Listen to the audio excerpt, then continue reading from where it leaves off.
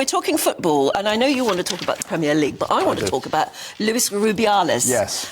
The saga goes on. What's happened? It does. I mean, it's now almost 4 weeks now since Spain won the World Cup. It's been totally overshadowed by this incident. The Spanish match winner on the day, Jenny Hermoso, has taken her case to prosecutors in Spain. She wasn't happy with how the Spanish FA dealt with it. There is a subtext to this. This problem has been going on for 15-odd months now. Yep. You know, the Spanish players have had problems. There have been players who have been boycotting tournaments, or not tournaments necessarily. Tournaments, because seven or eight players declined to go to the World Cup just a few weeks ago.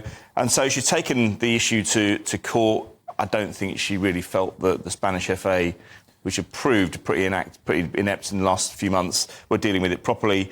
And the result is that until the judge decides whether charges are going to be formally issued, Luis Rubiales, who last week gave an interview in England saying he's a good guy, well, he would say that, wouldn't he? Yeah. But, I mean, you know, he denies all accusations, but there are two counts against him, and he's been issued with a 200-metre restraining order for Jenny Hermoso. It's going to be 500 metres reduced to... It's been set at 200 metres. He was also going to be asked to appear in court every 15 days to prevent him from fleeing the country, but the judge rejected that. It's a significant upstep, isn't it, that?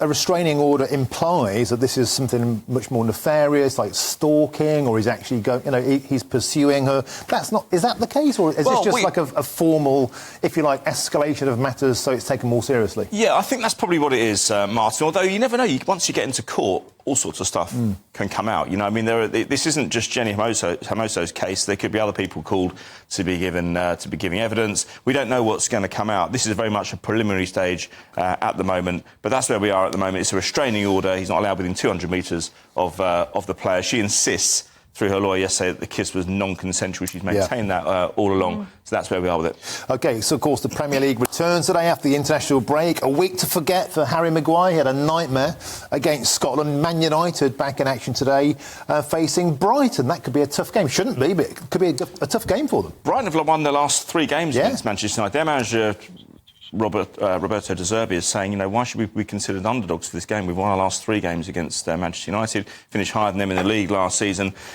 But a wretched week again for Manchester United. They've had a lot of them recently. Eric Ten Hag, the coach, having to deal with, through no fault of his own, the issue with Mason Greenwood, who was forced out of the club following the allegations against him. The Brazilian winger, £70 million, Anthony, he's been not charged, but he's been accused of similar things in his native Brazil. And there's the ongoing problem with Jadon Sancho. Jadon Sancho was criticised after the game against Arsenal for not training properly, which is why he wasn't included in that game. He issued a statement on Instagram saying, actually, that's not true, I'm a good trainer, I don't know why I've been frozen out of the club. Eric Ten Hag has faced the media yesterday and said, I was brought into this club to change the culture.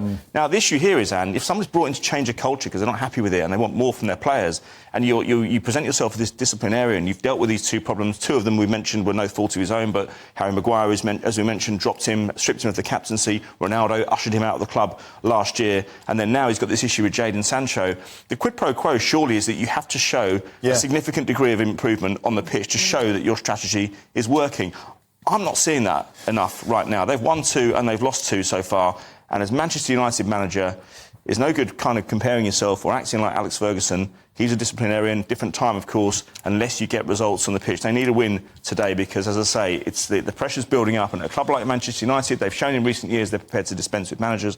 And he could be next, you never know. And another tough game, Everton. They're in all sorts of bother. The Toffees down at the bottom there, scrambling around. They face Arsenal at Goodison Park. That's going to be a nightmare for them, you'd think. Well, it is, at Goodison Park. But the more pressingly for Everton this week is that Farhad Moshiri, their owner, has put the club up for sale. It looks like the American company 777 Partners are going to take over.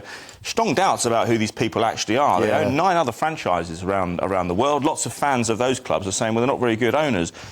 Lots of consternation around whether they would actually pass the owners and directors test of the Premier League. I mean, we've seen some weird and wonderful, quite frankly, people who just shouldn't have bought football clubs, buying clubs in the last 10, 15 years. I remember covering a case at Portsmouth back in 2009 where somebody who didn't actually exist was able to buy Portsmouth Football Club, supposedly. But it's fair to say that the Everton fans have been very unhappy with their owners for a long time. There's been widespread protests from terracers. Look, they're a difficult mob to please, to put it mildly. Having said that, you can't accuse Farhad Moshiri of not putting money in. He put in £750 million. The recruitment of players has been absolutely appalling.